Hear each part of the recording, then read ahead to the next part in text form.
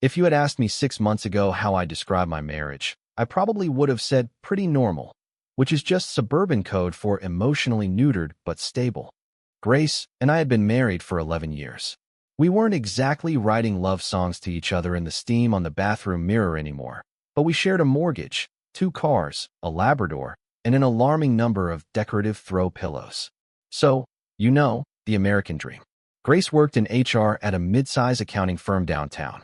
I ran my own small business restoring vintage furniture, which mostly meant I smelled like polyurethane and coffee and had a bad habit of working through dinner.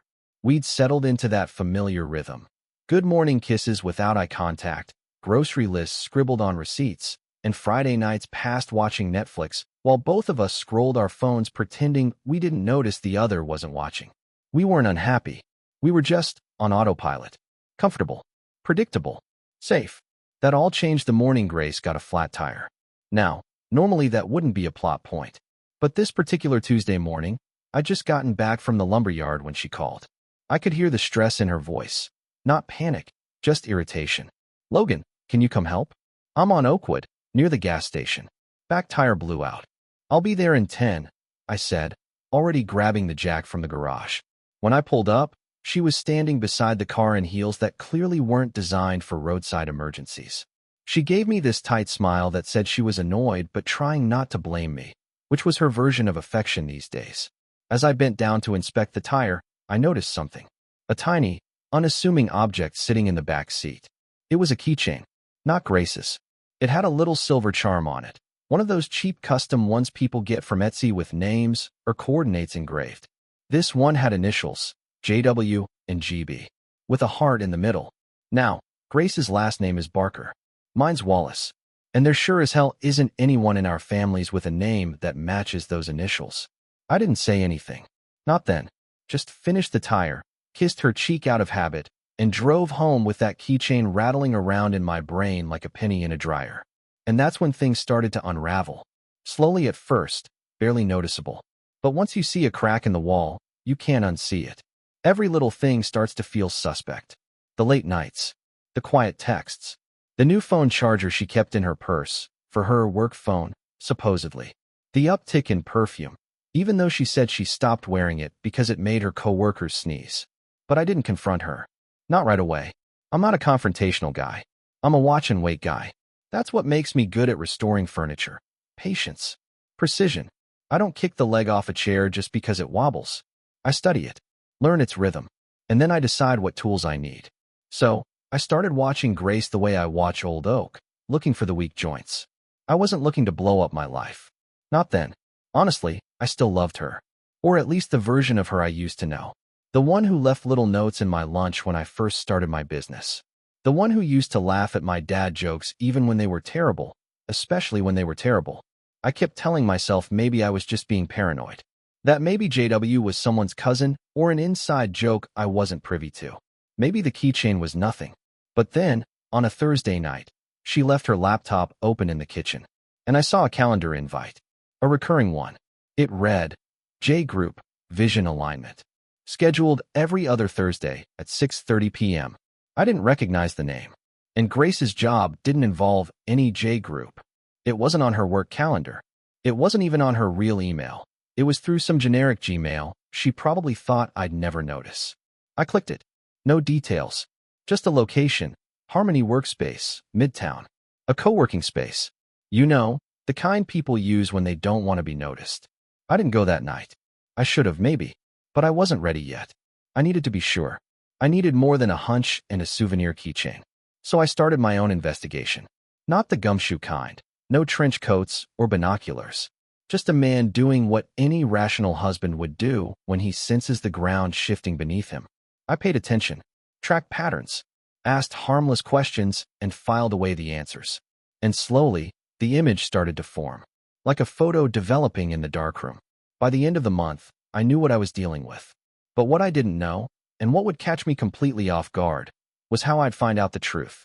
And believe me, when I say it wasn't through her phone, or her best friend slipping up, or some dramatic confrontation with lipstick on a collar. Nope, it was something much smarter, much stranger, and 100% unforgettable. But I'll get to that in part 2. Because that's when things go from suspicious to confirmed. And once that happened, well, Logan Wallace was done playing dumb. Grace had a system. She was one of those color-coded calendar, email foldering, receipt-saving types. Everything had a place, even her lies. What tipped me off wasn't a mistake.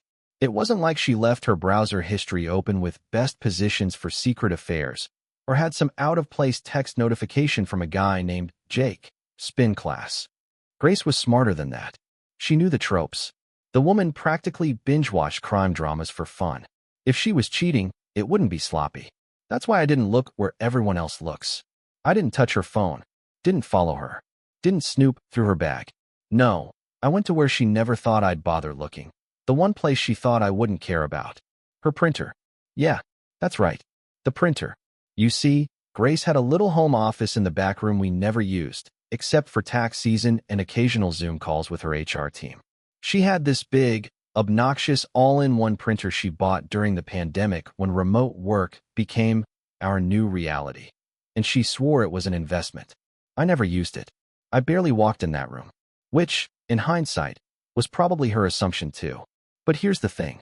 That Thursday night, 2 weeks after the J Group calendar invite, I was digging around for a stapler and ended up pulling open the wrong drawer. That's when I saw it. A stack of printouts. Nothing shocking at first glance. Just HR documents, contracts, the usual corporate drivel. But tucked in the middle, like a sandwich with a rotting slice of bologna in the middle, was something that didn't fit. A schedule. Not hers. Someone else's. A man's. Weekly client meetings. Notes. Gym appointments. And right there, bolded in a color Grace didn't normally use, mustard yellow, it said, Grace, workshop prep and dinner at 6 p.m., Harmony Workspace. The same recurring calendar invite I saw on her laptop. Except now, it wasn't vague. Now, it had a name. The guy's name was Eli Hansen. Not a coworker. Not someone I'd ever heard her mention. So I did what any self-respecting man with a sinking gut and access to the internet does. I Googled him. Eli Hansen. Marketing consultant. Freelance, apparently. Ran some kind of branding boot camp for emerging thought leaders. Which is the kind of phrase that sounds smart until you realize it's completely meaningless. He had a flashy website with a photo that made him look like he was running for office or selling overpriced coffee beans. Mid-30s. Trim beard. The kind of smile that says, I practice my TED Talk in the mirror. Grace had a type. And apparently, that type wasn't me. But I still didn't have confirmation. This could have been business. Grace worked with contractors all the time. I needed more than a dinner and a calendar. So I dug deeper. And by deeper, I mean I used my actual brain, not spyware or a GPS tracker. Just plain old human logic. I remembered that printer of hers had a scan-to-email function, which meant the documents didn't just print. They also got saved locally on the hard drive before being sent. I didn't even know printers had hard drives until I got curious and looked it up. So I plugged it into my laptop, opened the file system, and boom. A folder called Temp Send. Inside, 24 scanned pages. Most were routine HR junk. But 3, those were something else. Handwritten notes. In her handwriting. With hearts. Not full high school hearts. Just little loops in the margins next to someone's initials. YH. It was like watching my wife doodle love letters in adult code. One of the pages had the words, let's not overthink it. Just say when. Gee. Another one. I can't wait until this isn't a secret anymore. I stared at those lines for a full minute. You know that feeling when you drop your phone and it bounces once, and you just know the screen's cracked even before you pick it up? That's what this felt like. I didn't yell. I didn't rage. I didn't even cry. I just sat there, reading those words over and over like they were directions to some house I never wanted to visit. I knew she was cheating, but I still needed to prove it, not just to myself, but to her. Because Grace? She was a master of plausible deniability. She could explain her way out of almost anything. If I confronted her now, she'd spin it. Say I was snooping. Say it was work-related. Say I was insecure. So I waited. And I got smart. I called up an old client of mine, guy named Curtis who runs a commercial real estate group downtown. He'd once had me build him a custom reclaimed wood reception desk that weighed more than his SUV. I knew he had access to all kinds of office spaces, including, you guessed it, Harmony Workspace. I asked if he could do me a favor and let me into the building the next time there was a J Group session. Told him I was looking into a consulting firm for a possible partnership. Totally vague, totally harmless. He said sure. And just like that, I was on the guest list for the next Thursday. That night, I showed up wearing khakis and a dress shirt, holding a fake clipboard and pretending to check name tags like I belonged. It wasn't hard. Places like that are full of self-important people who don't question confidence. I waited. And right at 6:31, and she walked. Grace, in heels I hadn't seen in 6 months. Laughing at something the guy next to her said. Eli Hansen. They didn't kiss. They didn't hold hands. Nothing obvious. But you didn't need a camera crew and dramatic music to know what was going on. She looked at him like she used to look at me. And right then, it stopped being a theory. This wasn't a maybe. This was real. I walked out before they noticed me, got into my truck, drove home, parked in the driveway, and just sat there. I wasn't angry. I wasn't even heartbroken anymore. I was ready. Because now, it wasn't about what Grace did. It was about what I was going to do next. And believe me, I already had a plan. The night I found out for sure, I didn't sleep. Didn't even bother pretending to. I laid there next to Grace, wide awake, her breathing soft and steady like she hadn't just come from spending the evening with some other guy. I watched the ceiling fan spin and listened to the sound of her lies. I'd always wondered how people in movies timed it just right. Those dramatic confrontations where the cheater walks in the door and boom, everything unravels in a perfect, shouting match climax. I didn't want that. I didn't want a scene. I wanted silence. I wanted truth to hit her like a truck on an empty street. Quiet, fast, and inescapable. So I waited one more day. 1. We had Grace's cousin's baby shower that Sunday. She begged me to go, and I said yes, because of course I did. Because the last thing you want to do when you're about to blow up a marriage is tip your hand early. I stood next to her, made polite conversation, smiled at photos of babies in animal costumes, and let her think everything was normal. I even helped carry the diaper cake to the car like a good husband. Grace beamed the whole time, clueless. Sunday night, I made dinner. Steak. Medium rare. Her favorite. Played music in the background. Something mellow. That old Amos Lee song she used to play when we first moved in together. We ate at the table like civilized people. She said I was acting sweet. I told her I was just trying to be present. She said, it's nice. I missed this. I didn't answer. When she went upstairs to get ready for bed, I slipped into her office and placed something on her desk. Nothing flashy. Just one of the printed pages I found. The one with the line in her handwriting. I can't wait until this isn't a secret anymore. I highlighted that sentence. That's it. Then I sat on the couch and waited. It took 15 minutes. Logan. Her voice was tight, controlled. The kind of tone someone uses when they already know they're caught and are just trying to figure out how bad it is. I didn't answer. I just waited. She walked into the living room holding the paper like it was radioactive. Where did you get this? I looked up slowly, like I was just realizing she was in the room. Your printer. You know, that dusty thing in your office that you assumed I'd never touch. Her mouth opened, but nothing came out. I stood up. Calm. No yelling. No dramatics. You want to tell me who Eli Hansen is? She blinked. Took a half step back. He's a consultant I work with sometimes. I nodded. That's cute. Is that what they're calling it now? It's not. She stopped. Recalculated. Okay. Yes, I've seen him. But it's not what you think. Oh no. I'm sure it's exactly what I think, I said.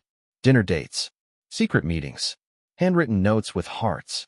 You two are clearly redefining professionalism. Grace looked at the floor like it might offer her a better line than what her brain was giving her. I walked to the kitchen, opened the drawer where we keep receipts and bills, and pulled out another sheet. I'd printed it from the scanner logs. Eli's schedule. Her name. Repeated, weekly. I placed it on the table like evidence in a courtroom. This one says you met him at 6:30 every other Thursday. You know what else happened every other Thursday? You told me you had HR policy rollouts. Funny how those always ended with you too tired to talk when you got home. Grace crossed her arms. Logan, this is insane. You're invading my privacy. This is controlling behavior. I laughed. Actually laughed. That's your angle? Privacy? You cheat on me, and suddenly I'm a tyrant for noticing? You were never there anymore. She snapped. You stopped asking me how I was. You were always working on that damn furniture or fixing something around the house. You tuned out. And you tuned into Eli Hansen? I said, stepping in close. You think distraction is a justification? She started to cry. Not big sobs, just the kind of tears you pull out when you want sympathy more than absolution. I didn't plan for this to happen, she said. No one ever does, I replied. You just slip into it, one lie at a time. And then you get used to it. You build a whole second life and pray the first one doesn't notice. There was silence after that. The air between us so thick it felt like a third person in the room. Finally, she whispered, "Are you going to leave me?" You ever spend years building something only to realize you were the only one using the blueprint? That was our marriage. I'd been laying bricks, fixing cracks, patching leaks, and Grace. She'd been building something else in secret, with someone else holding the hammer. I didn't get mad. I got focused. The morning after our talk, she left early, said she had to process.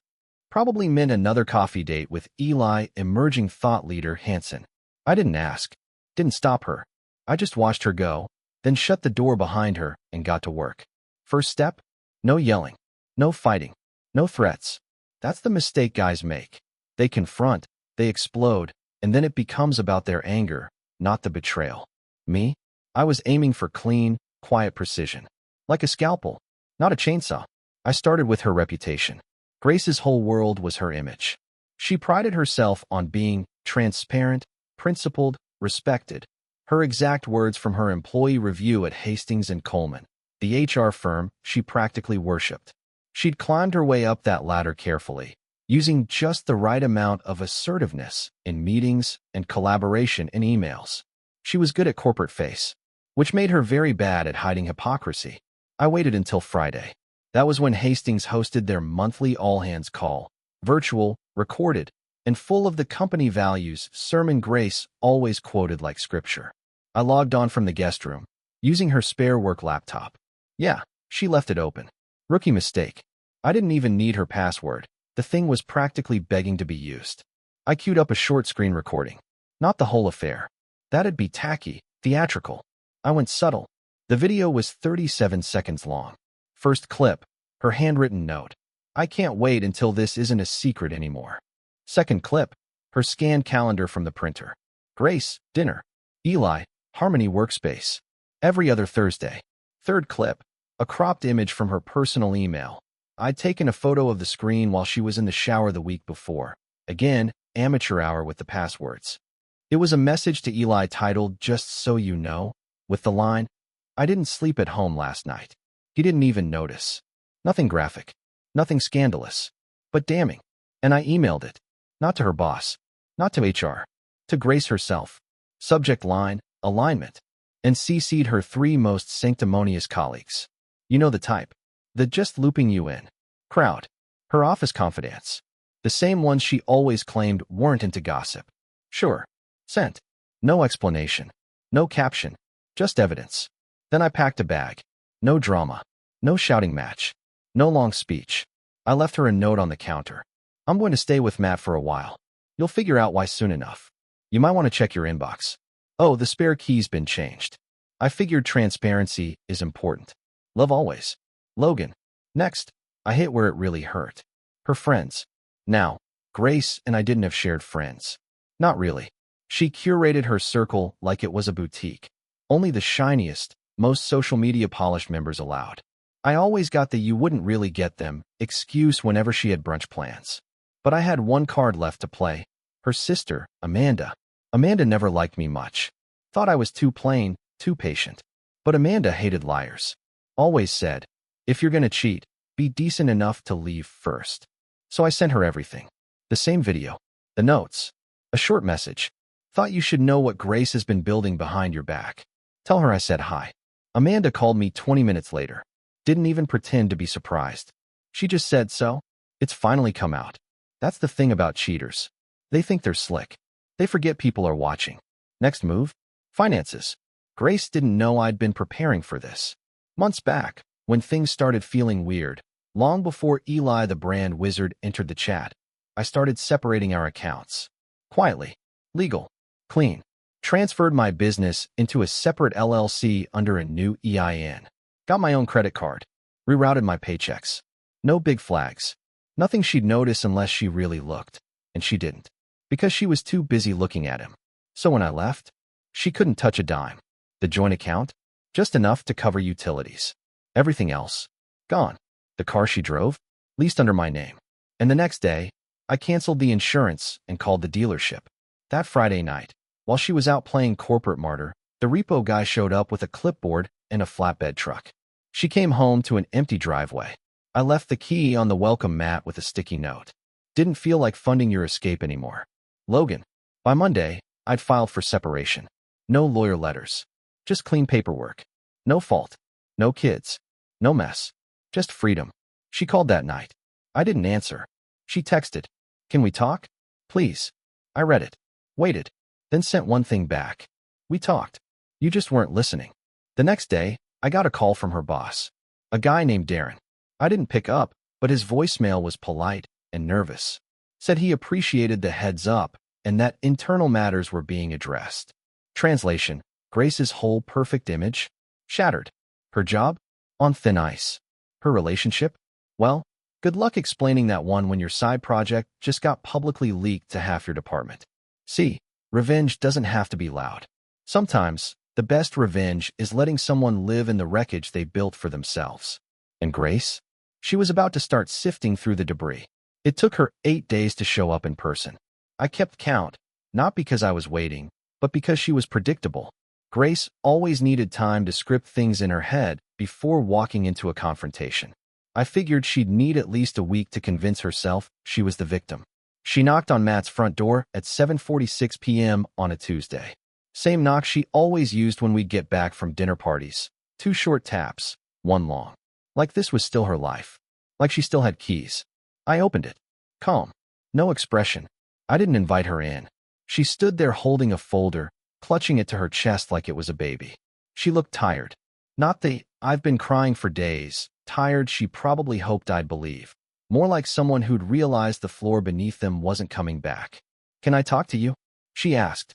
"I'm listening," I said, leaning against the doorframe. I wasn't going to make this easy. She glanced behind me, like she expected company. Maybe hoped another woman would walk out and make this feel like a fair fight. When no one did, she looked back at me, disappointed. "Can we not do this here?" "Why not? You want the truth in private now." She shifted her weight. I want to explain." I crossed my arms. "You don't need to explain. You need to own it." She swallowed hard. "I messed up." "No, Grace. You didn't mess up. You planned. You scheduled. You had dates for your betrayal." She held out the folder like it was proof of redemption. "These are the emails. All of them. I printed everything between me and Eli. You can read it. See what really happened." "I already know what happened," I said, not moving an inch. "You started a relationship behind my back. You made him a priority. You used me for stability while you played, what if, with someone who liked the way you presented in meetings. And when I found out, you lied until you couldn't lie anymore. But it wasn't just about him." I laughed. "It was never about him. It was about you. Eli just happened to be the guy in the right seat at the wrong time." She looked down, folder still hanging in her hands. "He's gone." "Oh, I'm shocked," I said flatly. "Let me guess.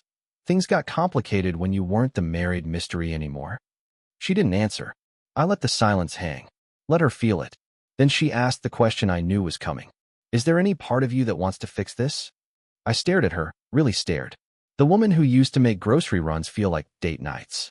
The woman who once told me I made her feel safe, then used that safety like a trampoline to jump into someone else's arms. "No," I said. "There's not." She nodded slowly, as if the answer hurt less when she braced for it. "I thought maybe, after some time, you'd—" "No," I interrupted. "Grace, you had time. You had years of my time. You spent them clocking out emotionally, running errands for a relationship you didn't believe in anymore. And instead of telling me, you hid in calendars and scanned notes like a high schooler passing love letters during math class." Her voice cracked. "I don't know who I was. You were someone who wanted options," I said. "And you got them. You gambled everything. And now you're standing here asking if I'll pretend the house didn't burn down." She wiped her face. "I don't expect us to go back to the way things were. I thought we could talk."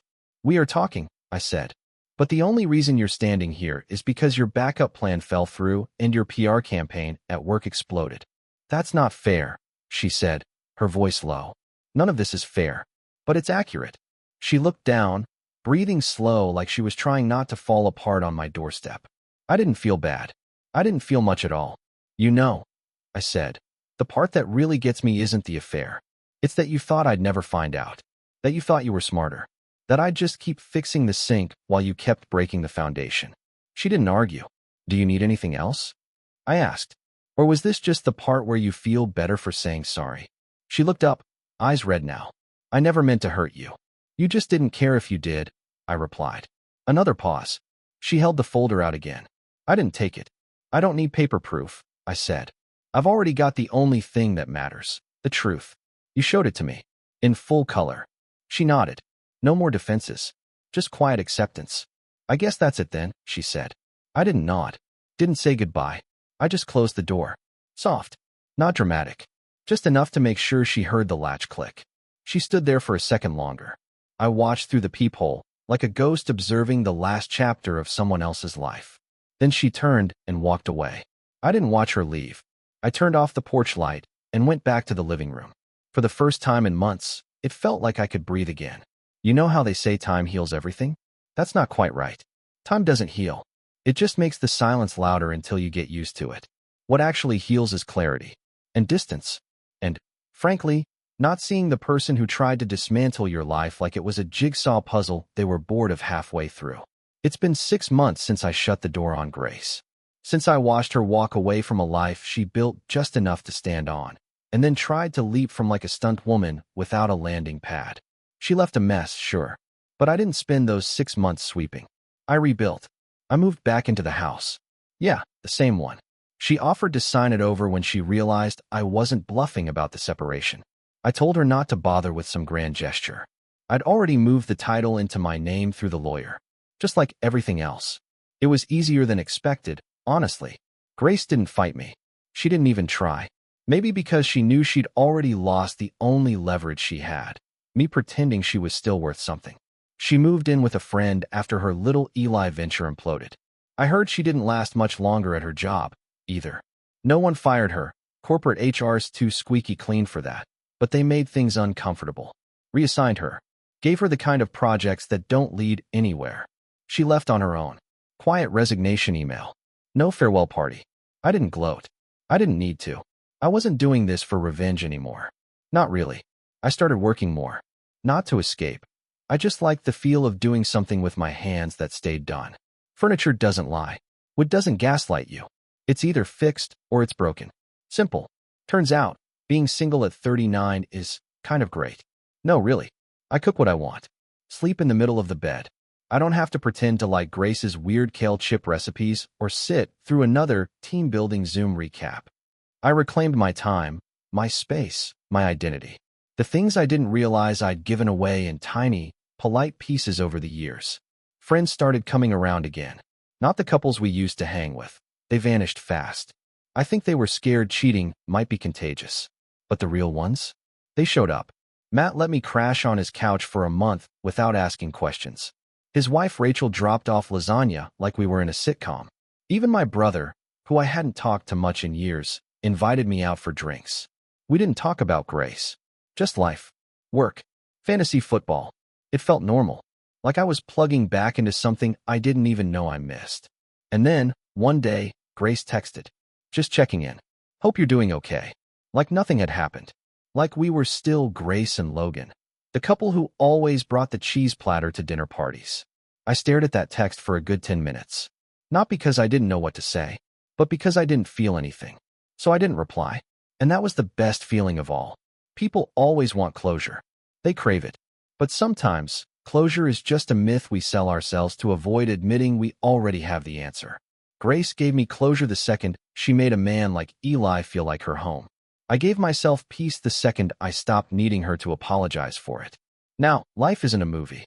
There's no triumphant music cue when you finally breathe easy.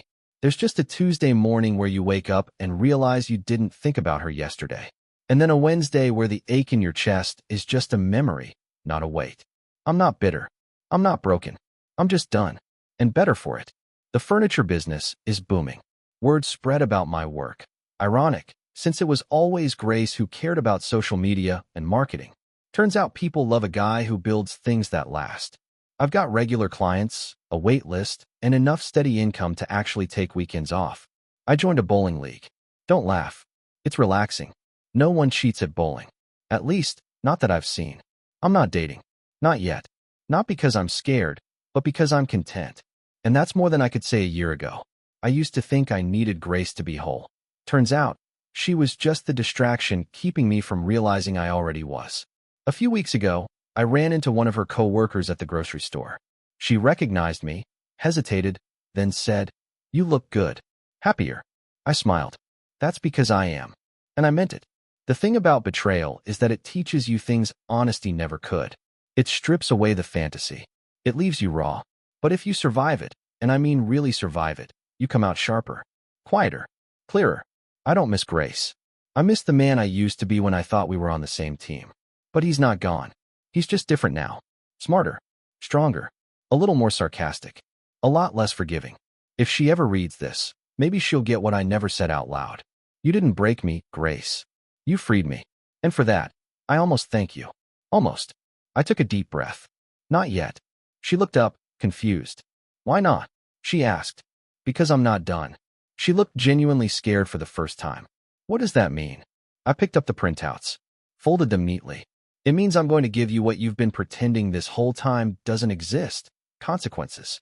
And then I walked past her, up the stairs, and slept in the guest room. That was the last night we were under the same roof as husband and wife. What came next? That's when it got interesting. Because if Grace wanted to play games with the truth, I was about to introduce her to a whole different league. Subscribe to the channel